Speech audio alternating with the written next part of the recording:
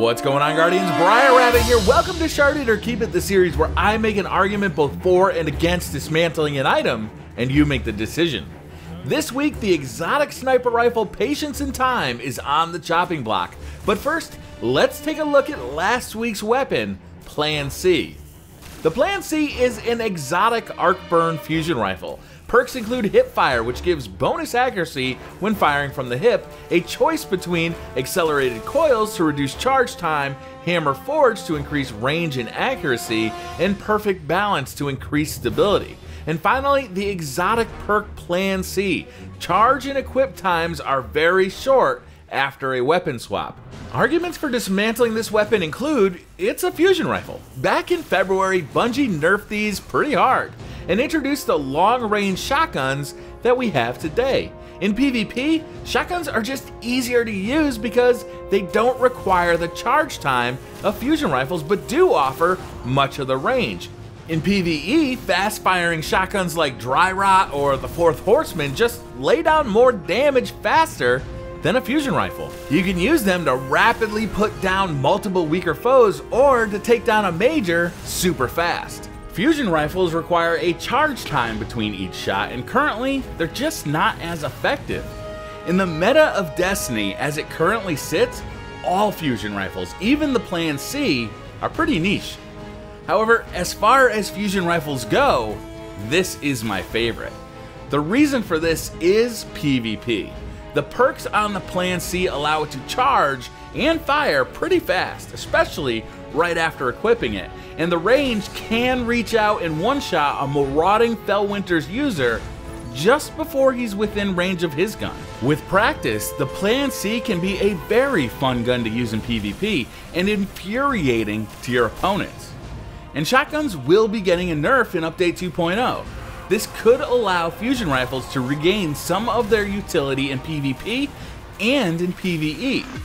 Once the arguments were made, I left the decision up to you, and as usual, the comments were passionate and entertaining. Kaneko Tuju said, Plan C? More like Plan C, as in yes, Briar, you should keep this beast of a fusion rifle. The video game connoisseur said, keep it. When the Matador is charging like a crazed bull, stop it in its tracks and expect a message or two afterwards. Paco Luau says, looks badass, check. Feels badass, check. Badass perks, check. Fusion rifle, uncheck. Exotic weapon, check. 4 out of 5, keep it. This week, the results were a landslide with a score of 63 votes for Shard It and 599 votes for Keep It. The Plan C keeps its place in the vault. Patience and Time is an exotic sniper rifle with arc damage. Introduced in vanilla Destiny, this weapon became a fast favorite among players for its usefulness in PvP and in PvE. A low damage, fast firing sniper, Patience and Time's perks include Third Eye, radar stays active when aiming down this weapon's sights, a choice between custom optics giving the player lower zoom and a wider view, fitted stock to increase weapon stability, and Field Scout for maxed out ammo capacity. Finally, the exotic perk, Patience and Time, grants active camo when aiming down sights. Let's start with the reasons to dismantle this exotic weapon. Low impact. In PvE, I rarely find a reason to use this type of sniper. Never mind suck up an exotic slot with one. For reference, the impact on this gun is rated at 22, the same as low-grade Humility.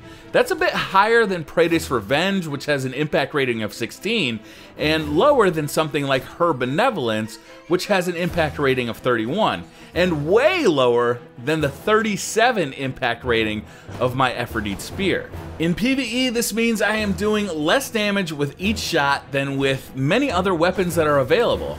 It just doesn't make sense to use this gun in PvE. For example, my Aphrodite Spear, which is also arc damage, does about 60% more damage than the Patience and Time. That's just more useful.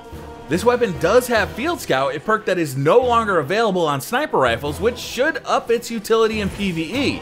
However, the fact that it does such low damage means you simply fire it more and run out of ammo regardless. In PvP, the Patience and Time has some issues as well. Like the low-grade Humility, this weapon cannot one-shot overshielded opponents, so in trials or other game modes where your opponent can be revived, it is not possible to one-shot him as the revive animation completes.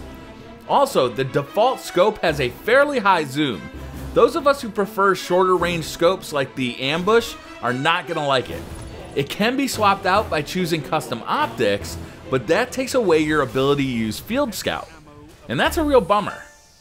Okay, that's a lot of negatives. But what are the positives? Let's just start off by talking about how cool this gun is. The ghillie camo on the scope, that cool firing sound, the ability to become fucking invisible. This gun is just cool, man. No, there's no real reason to use it in PvE, but in PvP, it's actually a lot of fun. It's a one-shot kill to the head against most Guardians, 2 shots to the body. It's got great stability and aim assist, and when you aim it, you go invisible. I can tell you from personal experience that it is harder to headshot a Guardian who is invisible. It just is. In Pantheon, when you're sniping across that long midsection, you have a real advantage, and that's cool. Also, this sucker's got Field Scout. In PvE, it doesn't really help that much, but in PvP, this is great. You can really stock up on ammo for this thing, making yourself a terrible nuisance to the enemy team. And since Field Scout is no longer an available perk on snipers, and the Year 1 legendaries will be left behind with the release of the Taken King, this may soon be your only sniper with Field Scout on it that has Taken King power ratings. Overall, this gun feels like it got left behind a bit. In Vanilla Destiny, I used it constantly. Nightfalls, Crucible, hell, I even used it in the Vault of Glass. But with the introduction of high-impact snipers like Aphrodite's Spear, its PvE utility really dropped. And with the increased emphasis of Crucible game types with revives like the Trials of Osiris, guns that could one-shot an overshielded Guardian became much more useful in PvP. Sure, it's still fun to use in standard Crucible game types like Control, but is that enough to keep it around? That's up to you. In the comments below, cast your vote. Shard it or keep it, and in the next episode, I will act upon your recommendation. Thank you very much for watching. Don't forget to hit that like button if you liked the video, subscribe if you're new to the channel, and I'll see you guys next time.